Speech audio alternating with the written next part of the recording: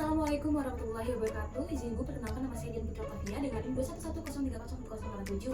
Di sini saya akan melakukan 10 gerakan pada DNS treatment. Nah, di gerakan pertama itu namanya adalah diafragma test. Nanti ada dua, diafragma test sama yang buang.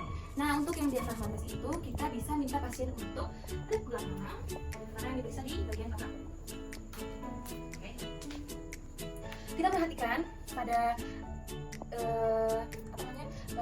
rib cage pada akhir. Kita letakkan ibu jari kita di rib cage bagian akhir. Kita letakkan pada rib cage bagian akhir. Setelah itu kita interview pasien untuk menarik nafas dan buang. Tarik nafas, buang. Oke, di sini bisa dilihat pada perbedaan tekanannya, apakah lebih kuat yang kiri atau yang kanan. Di sini yang lebih kuat itu yang kiri. Lalu pada saat menarik nafas dan buang nafas tadi dilihat pada spine, scapula dan bahunya. Di sini bahu tadi kan keangkat. Nah, itu masih incorrect. Nah, terus kita bisa instruksikan untuk pasien lebih fokus ke sini. Nanti kalau tarik nafas fokusin di sini buangnya ya. Oke, tarik nafas, fokus ke sini, buang, fokus ke sini, lagi tarik nafas, buang. Nih, dilihat di sini perbedaannya. Ini tidak terangkat, scapulanya simetris. Lalu spine-nya juga tidak ada ke arah condong ke kanan ataupun ke kiri. Lalu untuk selanjutnya yang dual, itu kita bisa menggunakan 4 jari, kita merasakan.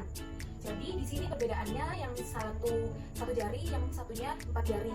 Lalu yang di 4 jari dual itu kita memberikan sedikit tekanan saat nanti setelah bernafas. Jadi nanti tetap difokuskan ke sini ya Mbak, tapi setelah itu ditahan. Sekarang tarik nafas biasa ya. Tarik nafas, buang, tarik lagi, buang. Difokuskan ke sini. Oke, tarik nafasnya, buang, tarik nafas, buang. Sekarang tarik nafas, tahan, buang. Bisa dilihat di sini. Tarik nafasnya, tahan, buang. Lihat tangan saya tidak bergerak seperti mengikuti pada saat tidak diberikan tahanan. Nah, di sini masih sama, scapulanya masih simetris, spine tidak ada condong ke arah salah sisi, terus shouldernya juga tidak terangkat ketika tadi menarik nafas, berarti sudah correct.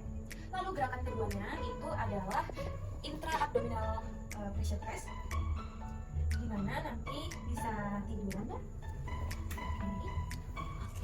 Nah, di sini nanti kita akan menekuk fleksinya 90 derajat, terus dindingnya 90 derajat, terus nanti titik tumpunya itu ada di simpitis pubis.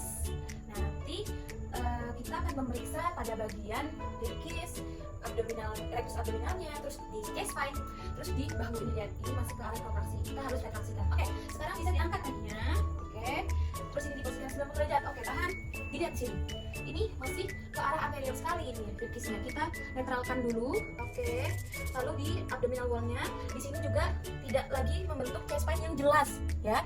Lalu di sini Mbak, di bahunya, shouldernya itu dia ke arah protraksi. Nanti kita retraksikan. Oke, sudah. Lalu untuk gerakan yang ketiganya itu masih di sini. Ini diluruskan. Oke, sudah. Nah, setelah kakinya lurus kita bisa angkat Mbak tangannya ya. Di sini. Oke, nyaman? Oke. Nah, tujuan kita mengangkat tangan ini adalah untuk melihat pada bagian masih di rib cage. Lihat di rib cage-nya. Ini masih belum di posisi netral. Kita netralkan dulu. Ini ya. Oke. Masih ke arah anterior. Lalu abdominal, rectus abdominalnya juga. Terus kita lihat pada bagian chest spine-nya. Ini masih melengkung, jadi belum netral. Nah. Oke. Nah, ini sudah tidak terlalu terlihat jelas. Oke. Nah, selanjutnya itu adalah gerakan yang keempat, yaitu neck flexion test. Yang ketiga ya? Benar kan? Nah, jadi permisi ya. Nanti saya akan mengangkat kepalanya.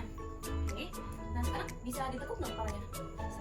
Nah, lihat di sini itu ada aktivasi karena ototnya tegang. Nah, kalau ada aktivasi itu berarti itu gerakannya masih incorrect. Karena ada ketegangan otot di sini ya, di SCM-nya, di scaleninya juga. Terus lihat di sini klavikulanya juga terangkat. Bahunya juga masih protraksi, kita retraksikan juga. Caranya itu kita bisa, cara mengangkatnya kita nanti pasrahin aja ya, percaya ya. Nah, kita bisa angkat dulu baru ke arah fleksi. Seperti ini. Karena kalau kayak gini, itu nanti nggak ada otot yang aktivasi. Nah, di sini itu tidak ada lagi otot yang aktivasi, baik SCM-nya atau skaleninya. Lalu untuk klavikulanya juga dia tidak terangkat. Nah, untuk bahunya juga ini pada posisi retraksi. Nah, di sini juga masih dilihat pada ischia jugularisnya. Di sini tidak ada cekungan yang dalam atau jelas. Lalu kita lihat ribkisnya juga. Ini sudah pada posisi netral, rectus abdominisnya juga. Terus di chest spine-nya juga tidak ada cekungan jelas, ya kan? Seperti itu. Lalu untuk gerakan yang kelima itu namanya adalah intra-abdominal pressure test yang kita membutuhkan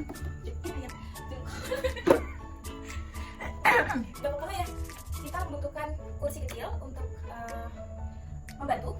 Ibu bisa duduk, Mbak. Sini.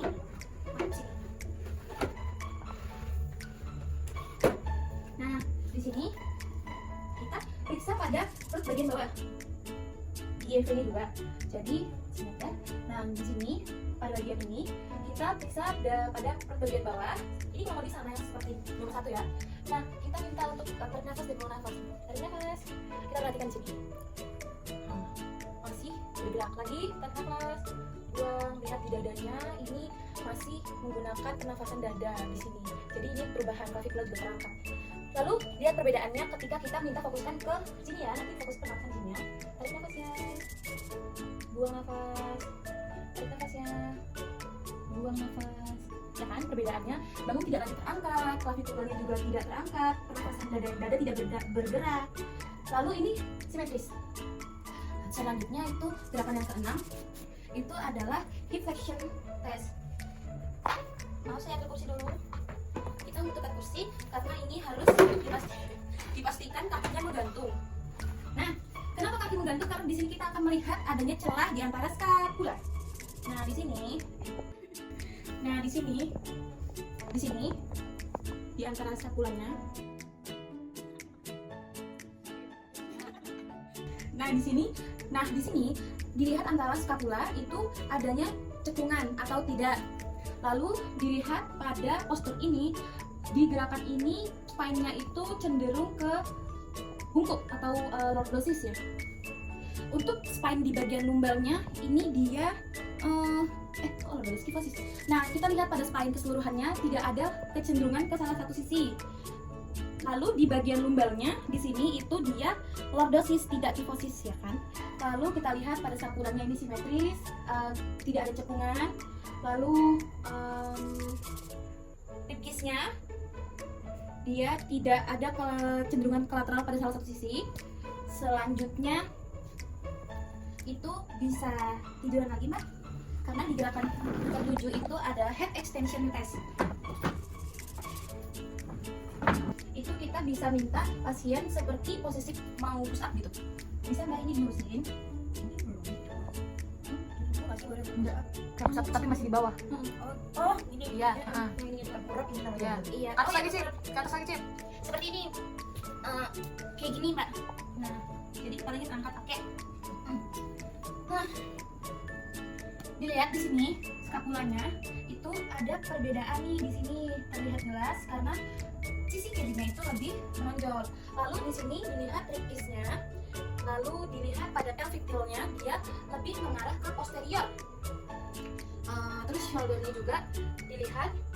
Lalu di sini dilihat pada bagian neck, lehernya itu tidak forward head tapi ada kecenderungan lebih ke bawah gitu.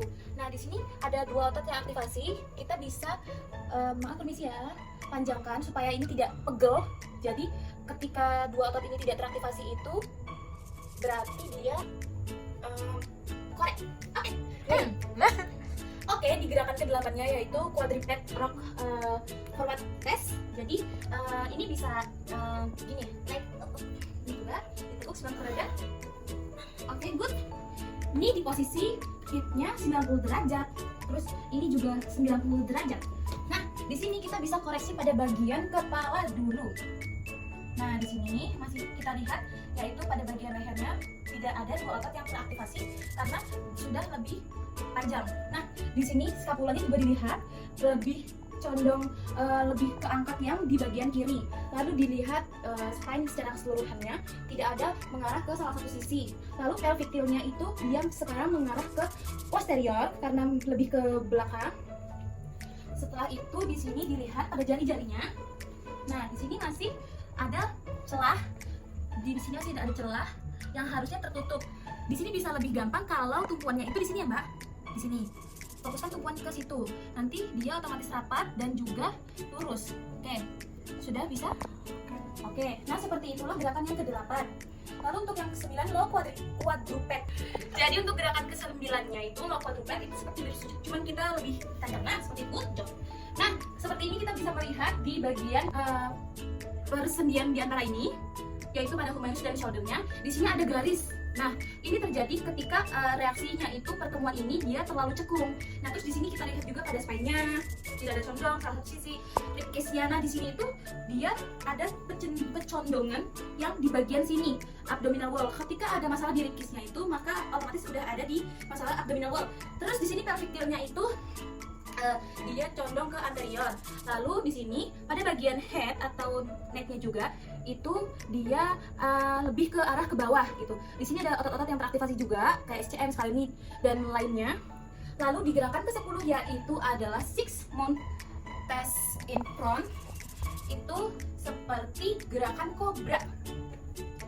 Jadi, nah dia seperti itu. Tapi ini lebih diangkat, Mbak. Oke. Nah, seperti ini kita melihat.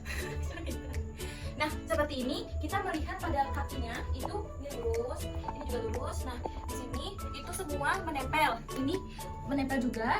Lalu dilihat di sini pada pasien ini tidak bisa kuat mengangkat lama.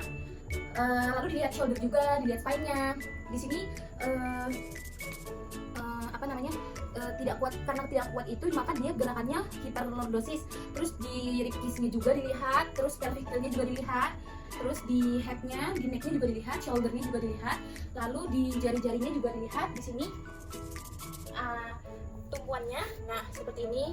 Di sini dilihat tumpuannya di sini itu lurus dan semua kurang lebih rapat. Dah seperti itulah untuk gerakan yang ke-10.